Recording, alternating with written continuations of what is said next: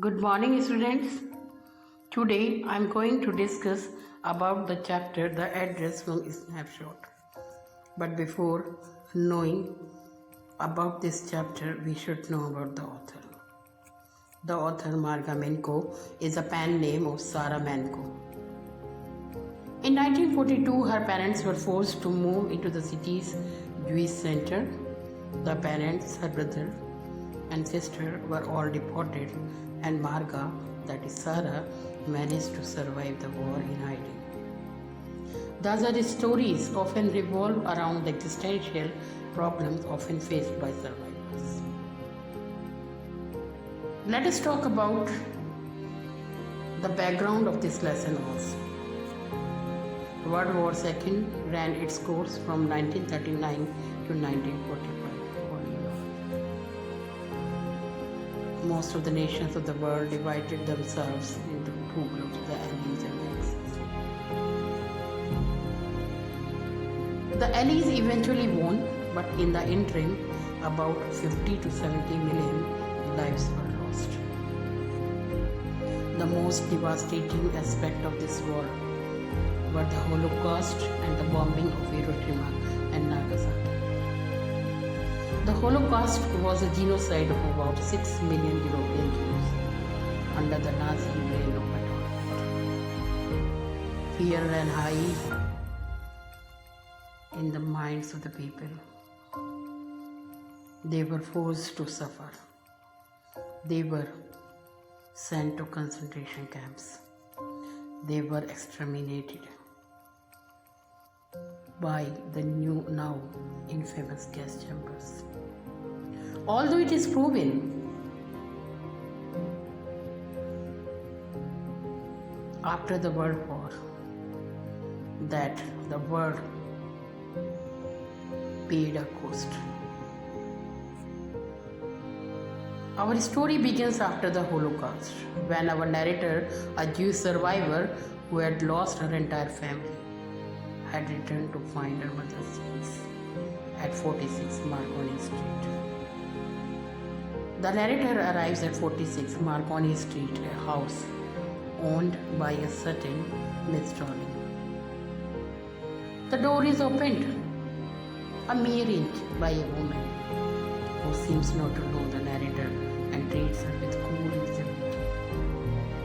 However, during the course of the interaction, three important realizations occur. First, the narrator realizes that she is at the correct address, as Mrs. Darling is wearing her mother's sweater. From the faded buttons, it is evident that the sweater has been worn fairly often. The second thing, she comes to know that the narrator knows she is unwelcome, as Mrs. Darling does not even let the narrator come into the house. The narrator goes away disappointed and unsuccessful in collecting her things. Third realization. The narrator hears the door open and close within the house behind Mrs. Darling. The readers know then that there is another person in the house, someone whom Mrs. Darling is anxious to keep away from the narrator. As the narrator walks back to the train station, she recalls how once on returning home from the university during the first half of World War II, she has found several of their household items missing.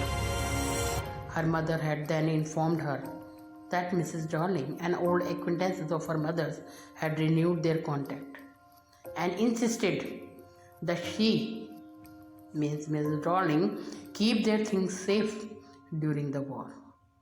The narrator also recalls another incident when she had seen Mrs. Darling for an instant in a brown coat and shapeless hat, before the woman left with yet another installment of the narrator things.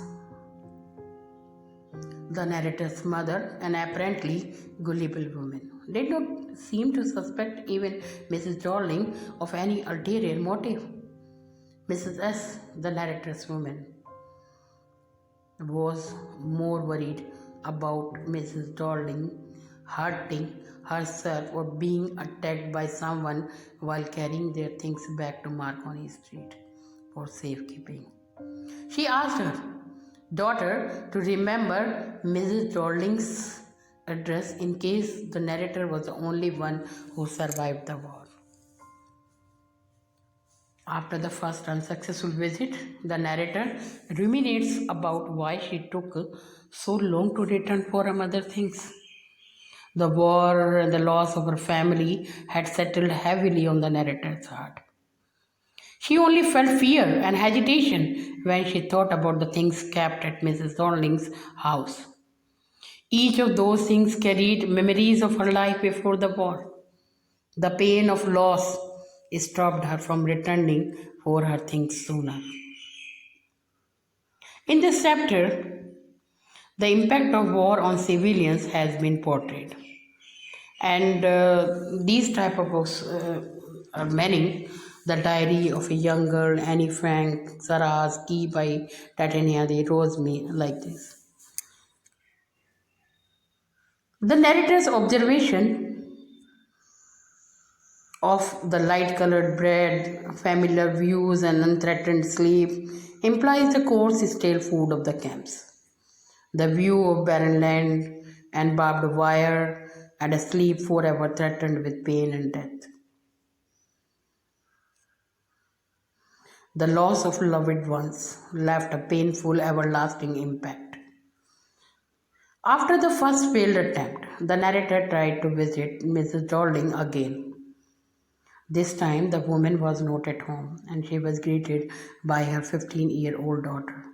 The girl showed off the antiques in her house to the narrator, oblivious to the fact that they had once belonged to the narrator's own home. When the narrator finds that her things had now become part of someone else's life and memories, she decides not to take her things after all.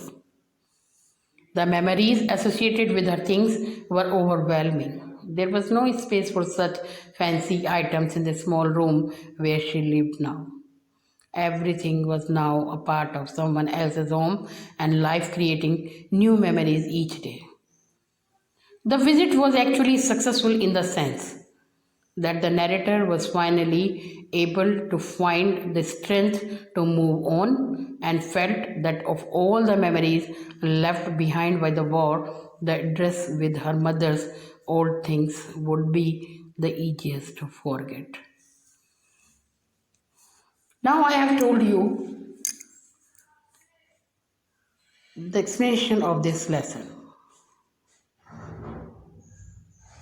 its background, about the author, and I shall send you long questions based on this lesson. Thank you.